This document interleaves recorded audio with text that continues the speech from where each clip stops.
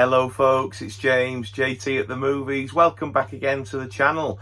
And here is the third and what I believe is probably going to be the final vlog that I'm shooting on this lazy Sunday, that you guys are going to get them staggered out across 10 days. We're finally going to do my DVD and Blu-ray update for all of August 2024 and 2/3 of September 2024 as well. As of shooting this, it makes sense to show you everything that I've got because I can't remember what I bought when. It's been a hectic few weeks, as I've said, I think in the other two vlogs that I've put out as well. I've gone back to work after paternity leave, and life just comes at you from all angles. I'm absolutely enjoying the thrill of a lifetime of being a dad, but as I'm sure any dads know out there, it's hard work, and especially balancing that with your responsibilities and life and whatever else. I've just not had the time to just come and sort of, you know, sit down in this room and just have a chiller day, to watch movies, to make videos about watching movies and the collection and whatever else until today. So that's why we're here. And as always, we're going to dive straight in with some DVDs. So the first one I'm going to show you, still in the cellophane, but I have watched it because I watched it with the in-laws on their Disney Plus over the summer. I was hesitant going into it. It's The First Omen, but I ended up really enjoying it and thought that it was good, so I decided that I would pick it up to add to the collection.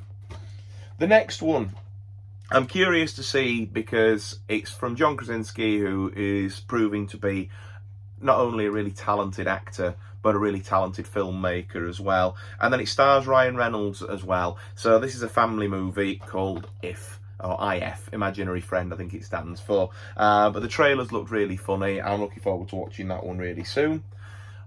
On the same sort of theme, but completely different at the same time, I decided that I wanted to revisit Imaginary.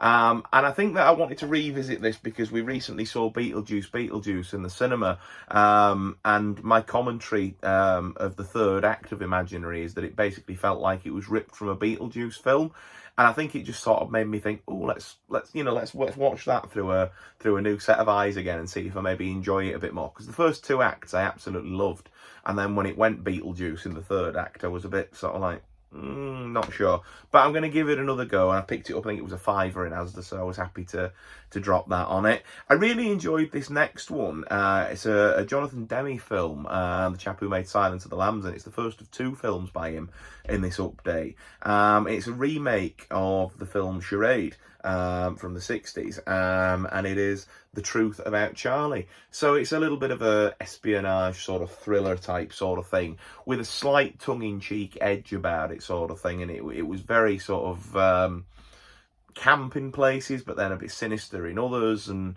I really enjoyed it. I thought it was a good time, and it's a film that I can see myself rewatching.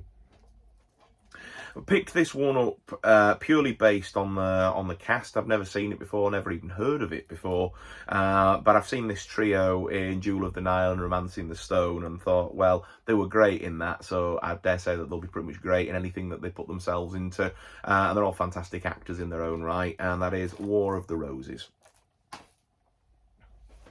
The next three are, I suppose, somewhat related. Two of them definitely are. There's a running theme. So I picked up Something in the Water.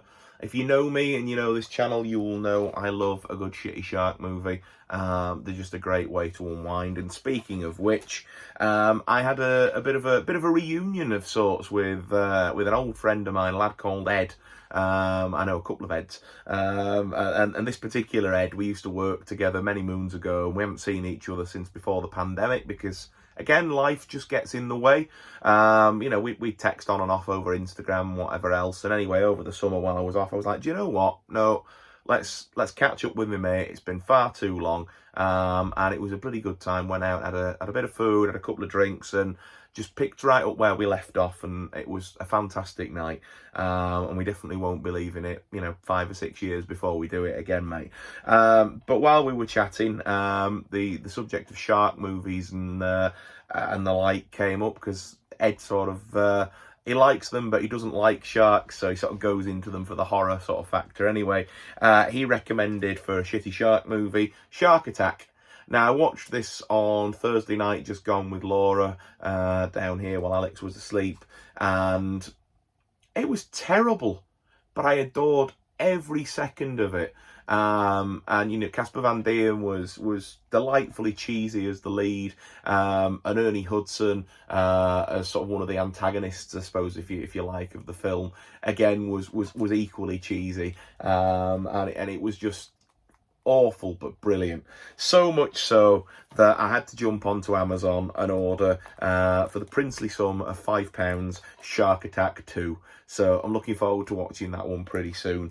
As I remember it though, I've never seen it. The third one has one of the most sort of infamous sort of lines in sort of cinema history, sort of, you know, for being awfully delivered from John Barrowman. I won't say any more, but you can go on YouTube it and it's hilarious.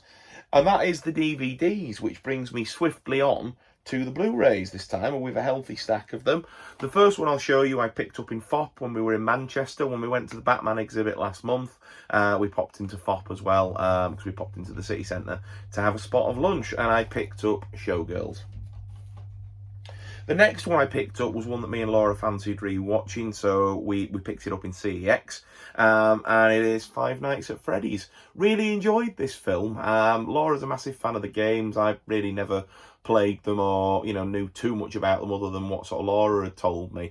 But, you know, sort of went into to watch the film, sort of to, you know, go and have a night out with her and enjoy something that she likes. And I ended up coming away and just absolutely loving it. And it felt like it was time to revisit it, so I picked that up. Again, while I was in FOP, I picked up from Luc Besson, Nikita. And this is obviously the original French language one rather than the sort of the English remake with, I think, is it Maggie Q that's in the American remake anyway. But yeah, that's the original French language version. The next one is a double feature Blu-ray. It's an American import. I picked it up for one of the films in this. The other one I will gladly never watch again, but I can see why they put them together. And it is Scooby-Doo on Zombie Island and Scooby-Doo Return to Zombie Island. This film is absolutely fantastic and is one of the best animated films ever. And I will happily die on that hill. This is an abomination and should never have been made. And I do not know why the voice cast, well, I know why the voice cast agreed to do it, but I don't know why the voice cast agreed to put their names to such a travesty considering how good the first one is. But there we are. I wanted the first one on Blu-ray and that was the price to pay to get it. I decided that I'd take the punt on upgrading the DVD of this one so that I've got them both on Blu-ray, and that is 28 weeks later. The inferior sequel, but I suppose it would be good to have it because they're obviously going to be bringing out the third one at some point next year, and fingers crossed that'll get a HD release. In fact, we might even get a trilogy box set, you never know. But I thought that it was wise to upgrade it. This next one, I can't remember if I showed last time, so if I did, I'm not going crazy and I do apologise. But I had the best time with this, and I didn't think that I would love it as much as I did. I wanted to watch it because I was curious. But the last film in the series, I think I'm one of the few people on the planet that didn't care for it and thought that it was just pointless style over substance. But this film actually made me appreciate the previous film, and it is the prequel in the Mad Max series, Furiosa. I bloody loved this. It was visually stunning, the story was engaging, the portrayals of the characters were great. I liked the nods to like the other, you know, parts of the Mad Max universe and things like that. Chris Hemsworth was just delightfully camp and evil as the villain. And Anya Taylor-Joy was superb as the lead role, Furiosa. The next one I picked up is one from Warner Brothers, and it's Action Jackson. I found that really difficult to say. Why? I don't know. But there we are. Looking forward to watching this one again. I've not seen this since the VHS days. This one, I enjoyed it. And I enjoyed it a lot more once we got to the third act, and it's Sting. And when it started, I was a bit like, not sure about this. And both me and Laura were sort of like struggling to care about the characters and like the parents in it, the typical sort of, you know, annoying sort of parents, and then the child is the typical sort of really stupid, self-centered child that ends up putting the whole family in danger, and then you've got the evil grandma and all the sort of the hallmarks of a sort of, you know, horror movie cliche family in there. And then the actual, you know, monster spiders sort of thing weren't really sort of setting the world on fire for me. But then it got to the third act, and the only way I can describe it is it basically became Aliens, but in an apartment block in New York. And then all of a sudden it had my attention, and I really enjoyed it. So I'm actually looking forward to rewatching that one, sort of through that lens of sort of treating it almost like Aliens, but in an apartment block. Because like I say, once we got to that third act, it just absolutely cooked for me, and I had a great time with it then. So yeah, slow burn. The next one to show you is, I was going to say Australian then, and I don't know why that's came to mind, because this one's from Germany, and those two couldn't be any more different, could they? But it is a German import of the film Disturbia, one of my favourite sort of little sort of action thriller films from the sort of mid-2000s, inspired by the same sort of source material as Rear Window, and it's pretty much the same sort of story. Shia LaBeouf's great in it, David Morse as the villain's fantastic, Carrie-Anne Moss rounding out the cast. It holds up really well, really, really well. And if you don't fancy importing it for whatever reason on Blu-ray, it's on Netflix at the moment, and I strongly recommend going back and giving it a rewatch, because you won't be disappointed. The next one is one of my favourite films of the year so far. I really enjoyed it. Yes, this is the version as well that came with the accidental 4K. I got an email from HMV to say that, you know, we could replace it, but I decided I'd just keep the 4K. I can't remember again, this might be one that I've already shown you, and if it is, I'm really sorry. I'm not buying things twice and going crazy. I just can't remember what I've shown. This next one was really fun. I picked this one up because the premise was intriguing. The trailer sold me and Laura in the cinema. It was nice to see something that was an original property as well. As far as I know, this is an original property, and this is where somebody in the comments tells me that it's a long-running comic or a manga series or a reinvention of something. But as far as I know, this is an original thing, and what sold us on it was Bill Skarsgård in the lead, and then H. John Benjamin doing the voiceover, who folks might know is the voice of Bob from Bob's Burgers. And this was a hilarious action film, and it's Boy Kills World. Oh, my stack's about to fall over. There we go, saved it. Picked this one up yesterday in the HMV sale. It was the only one in the franchise, apart from the new one that's in the cinemas as we speak, that I haven't got, and it is Minions Rise of Gru. And then I decided with this last regular Blu-ray, before we show you the boutique stuff, that I would just re-upgrade the whole franchise, because I had the first 3 movies on DVD. And they've released this 4-movie set that is the size of one Blu-ray case, with them all in, and so it just made sense for me to do that, when I'm on a bit of a space-saving mission. God, I can't speak today, folks, but I'm leaving it in for you. And it is the Bad Boys 4-movie collection, with Bad Boys 1 and 2, Bad Boys for Life, and Bad Boys Ride or Die. I really, really enjoyed the new one. We went to see it the night before our son was born in the cinema. We were both restless, and we knew that Laura was having a planned cesarean the next morning, and so we were like, should we go to the cinema? Yeah, let's go to the cinema. And I don't know whether it was just the sort of the hype of everything that was about to happen the next day, but we bloody loved it. So it was absolutely a day one pickup for me was this, and it just made sense to upgrade and get the lot on Blu-ray, but have it all in this really nice slim case. So the next ones to show you, as always, are the boutique ones that I picked up. Now, I don't know whether these first 2 technically class as boutique labels, but I kind of think they're on the cusp of it if they're not already considered it. And it is the Studio Canal Cult Classics and Vintage Classics series. So the first one I picked up is Peeping Tom. So this was a film I was really surprised I didn't have in my collection, so picked it up when it was in the 2 for 15 sale.